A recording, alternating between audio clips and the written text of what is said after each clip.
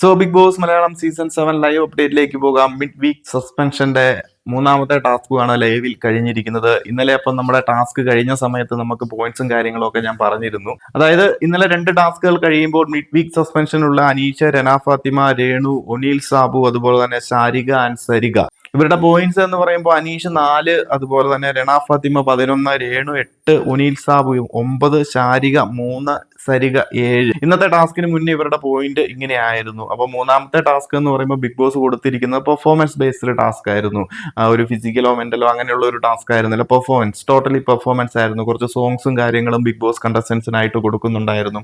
അപ്പോൾ ആ ഒരു സോങ്സ് ഉപയോഗിച്ച് ഇവരൊരു പെർഫോം ചെയ്യുക, സ്കിറ്റോ ഡാൻസോ അവർക്ക് എന്ത് വേണമെന്നുണ്ടെങ്കിലും ചെയ്യാവുന്നതാണ്. അപ്പം നമ്മുടെ ഈ ഒരു മിഡ് വീക്ക് സസ്പെൻഷനുള്ള കണ്ടസ്റ്റൻസ് ഉണ്ടല്ലോ, അവരെ സപ്പോർട്ട് ചെയ്യാൻ വേണ്ടിയിട്ട് ഇന്നലെ തന്നെ നമ്മുടെ അനീഷ് കുറച്ച് പ്രശ്നങ്ങൾ ഉണ്ടാക്കിയിരുന്നു. നമ്മുടെ അപ്പാനി ശരത്തും അനുവും വേണ്ട രീതിയിൽ അവരെ സപ്പോർട്ട് ചെയ്യുന്നില്ല, അവരുടെ പെർഫോമൻസ് സാറ്റിസ്ഫൈഡ് അല്ല എന്നൊക്കെ പറഞ്ഞു കഴിഞ്ഞപ്പോൾ ബിഗ് ബോസ് തന്നെ ടോട്ടൽ കണ്ടസ്റ്റൻസിനെ ഒന്ന് ഷഫിൾ ചെയ്ത് കൊടുത്തു. അതിനുശേഷം അനീഷിന് വേണ്ടി നമ്മുടെ ആദില നോറയും അതുപോലെ തന്നെ ഷൈത്തിയും, ഒനീൽ സാബുവിന് വേണ്ടി ആര്യനും ജിസേലും, രേണുവിന് വേണ്ടിയിട്ട് നമ്മുടെ ഷാനവാസും നെവിനും, രന ഫാത്തിമയ്ക്ക് വേണ്ടിയിട്ട് അപ്പാനി ശരത്തും ബിന്നിയും, ശാരികയ്ക്ക് വേണ്ടി ബിൻസിയും അബിശ്രീയും, അതുപോലെ തന്നെ സരികയ്ക്ക് വേണ്ടി അക്ബറും അനുവുമാണ് നിലവിൽ കളിക്കാൻ ഇറങ്ങുന്നത്, അല്ലെങ്കിൽ പെർഫോം ചെയ്യാൻ ഇറങ്ങിയിരിക്കുന്നത്. ഈ ഒരു പെർഫോമൻസ് ടാസ്കിൽ സരിക അല്ലെന്നുണ്ടെങ്കിൽ അക്ബർ ഖാനും അനുമോളും ഉണ്ടായിരുന്ന ആ ഒരു ടീമിനാണ് ഫസ്റ്റ് കിട്ടിയത്. 6 പോയിന്റ്സ് ആണ് അവർക്ക് കിട്ടിയത്.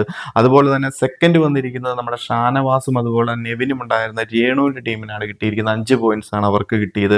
അതുപോലെ ഒനീൽ സാബുവിന്റെ ടീമിനാണ് തേർഡ് വന്നത്.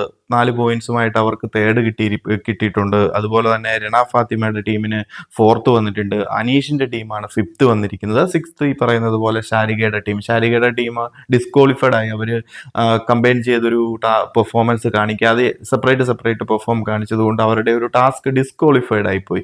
സോ അവർക്ക് പ്രത്യേകിച്ച് പോയിന്റും കാര്യങ്ങളും ഒന്നും കിട്ടിയില്ല. സോ ടോട്ടൽ പോയിന്റ്സ് നോക്കി കഴിയുമ്പോൾ ഇപ്പൊ നമ്മൾ രണ ഫാത്തിമ തന്നെയാണ് ഫസ്റ്റ് നിൽക്കുന്നത്. 3 ടാസ്കുകൾ കഴിയുമ്പോൾ 14 പോയിന്റ്സുമായിട്ട് രണ ഫാത്തിമ ഫസ്റ്റും, അടുത്ത 2, 3, 4 സ്ഥാനങ്ങളിൽ എന്ന് പറയുന്നത് രേണു, സുധി, ഒനീൽ, സരിക ഇവർക്കൊക്കെ 13 പോയിന്റ്സ് ആണ് എത്തിയിരിക്കുന്നത്. പിന്നെ അനീഷും അതുപോലെ തന്നെ ശാരികയുമാണ് ഏറ്റവും പുറകിൽ. അനീഷിനെ സംബന്ധിച്ച് 6 പോയിന്റും ശാരികയെ സംബന്ധിച്ച് 3 പോയിന്റ്സും ആണ് നിലവിലുള്ളത്. അപ്പൊ ഇന്ന് ബിഗ് ബോസ് ഹൗസിന് പുറത്തേക്ക് അല്ലെന്നുണ്ടെങ്കിൽ മിഡ് വീക്ക് സസ്പെൻഷൻ ടാസ്ക് എന്ന് പറയുമ്പോൾ ഒരു ടാസ്കും കൂടെ കൊടുക്കുന്നുണ്ടെന്നാണ് നമുക്ക് തോന്നുന്നത്. കാരണം ഒരു പ്രൊമോയും കാര്യങ്ങളും ഒക്കെ കണ്ടിരുന്നു. അപ്പോൾ അവസാനമായിട്ട് ആ ഒരു ടാസ്ക് കൂടെ കണ്ടു കഴിയുമ്പോഴേ നമുക്കൊരു കൺഫർമേഷൻ കിട്ടത്തുള്ളൂ. ബട്ട് നിലവിലെ പോയിന്റിന്റെ അടിസ്ഥാനത്തിൽ നോക്കുകയാണെന്നുണ്ടെങ്കിൽ അനീഷിനും ശാരികയ്ക്കുമാണ് ഏറ്റവും കുറവ് പോയിന്റ്സ് വന്നിരിക്കുന്നത്. ഇനി അടുത്ത ഒരു ടാസ്കിൽ ഇവർ ഫസ്റ്റ് അടിച്ചു കഴിഞ്ഞെന്ന് പറഞ്ഞു കഴിഞ്ഞാലും വേറൊരാളെ പിന്തള്ളി ഇവർക്ക് മുന്നിലേക്ക് കയറി വരാൻ സാധിക്കത്തില്ല. സോ അനീഷും ശാരികയും ആയിരിക്കും ഒരു പരിധി വരെ ഈ ഒരു ബിഗ് ബോസ് മലയാളം സീസൺ 7ന്റെ 2ാമത്തെ ആഴ്ചയിൽ മിഡ് വീക്ക് സസ്പെൻഷൻ വഴി ഒരു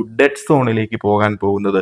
ഡെഡ് സോൺ എന്ന് പറയുമ്പോൾ ഓൾറെഡി ഞാൻ പറഞ്ഞിട്ടുണ്ടായിരുന്നു, ഒരു ഇരുണ്ട മുറി അല്ലെന്നുണ്ടെങ്കിൽ ക്യാമറയും സ്പേസും ഒന്നും ഇല്ലാത്ത, വെട്ടവും വെളിച്ചവും ഒന്നും ഇല്ല, ക്യാമറ സപ്പോർട്ടും കാര്യങ്ങളും ഒന്നും ഇല്ലാത്ത ഒരു ഏരിയയിലേക്കായിരിക്കും ഇവരെ പറഞ്ഞു വിടുന്നത്. അത് ചിലപ്പോൾ ഈ ഒരാഴ്ച അവസാനം വരെ കാണും, അല്ലെന്നുണ്ടെങ്കിൽ ബിഗ് ബോസ് തീരുമാനമെടുക്കുന്ന സമയം വരെ ആയിരിക്കും അവരവിടെ കിടക്കാൻ പോകുന്നത്. എനിവേസ് നമുക്ക് നോക്കാം. അനീഷിന് എന്താണെങ്കിലും നല്ല പണി തന്നെ കിട്ടിയിട്ടുണ്ട്. ശാരീരിക കുഴപ്പമില്ല, പ്രത്യേകിച്ച് പെർഫോമൻസും കാര്യങ്ങളും ഒന്നും അവിടെ നടത്തിയിട്ടില്ല. പക്ഷെ അനീഷിനെ പോലെ നല്ല രീതിയിൽ പെർഫോം ചെയ്തുകൊണ്ടിരിക്കുന്ന ഒരു കണ്ടസ്റ്റന്റ് അവിടെ പോവുക എന്നൊക്കെ പറയുമ്പോൾ, കാരണം നല്ല രീതിയിൽ പെർഫോം ചെയ്യുന്ന ഒരാളാണ് അനീഷ്. അത് വെറുപ്പിച്ചിട്ടാണെന്നുണ്ടെങ്കിലും അല്ലെന്നുണ്ടെങ്കിൽ കുറെ വാഴ കണ്ടസ്റ്റൻസ് സ്റ്റിൽ അവിടെ ഉണ്ട്. പ്രത്യേകിച്ച് ഒന്നും ചെയ്യാൻ നിൽക്കുന്ന കണ്ടസ്റ്റൻസ് ഒക്കെ ബിഗ് ബോസ് ഹൗസിനുള്ളിൽ നിൽക്കുമ്പോൾ അനീഷിനെ പോലെ ഫുൾ എനർജിയിൽ അവിടെ ഗെയിം കളിച്ചുകൊണ്ടിരിക്കുന്ന ഒരാൾ നിർഭാഗ്യവശാൽ ഇങ്ങനെ ഒരു ടാസ്കിൽ പെട്ട് മിഡ് വീക്ക് സസ്പെൻഷൻ വഴി ഒരു ഡെഡ് സോണിലേക്കൊക്കെ പോവുക എന്നൊക്കെ പറയുമ്പോൾ തീർത്തും എന്താ പറയുന്നത്, ഭാഗ്യമില്ലായ്മ എന്ന് മാത്രമേ പറയാൻ പറ്റത്തുള്ളൂ. സോ നിങ്ങൾ പ്രേക്ഷകർ തന്നെ പറയുക, അനീഷ് ഈ ഒരു ഡെഡ് സോണിലേക്ക് പോകാൻ യോഗ്യനായിരുന്നു, ശാരീരിക്കൊപ്പം പോകാനും പറ്റിയതായിരുന്നു, അല്ലെങ്കിൽ മറ്റൊരു കണ്ടസ്റ്റന്റ് ആയിരുന്നില്ലേ പോകേണ്ടത്?